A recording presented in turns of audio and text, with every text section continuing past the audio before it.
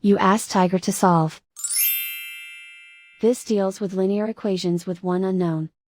The final result is x equals 5/4. Let's solve it step by step. Group all constants on the right side of the equation.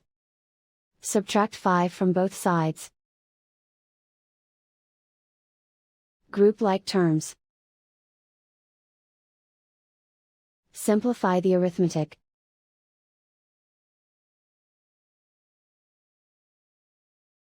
Isolate the x. Divide both sides by -4.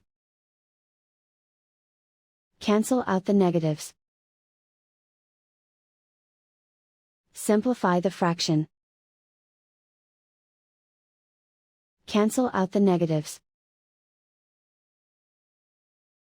And so the final result is x equals 5/4.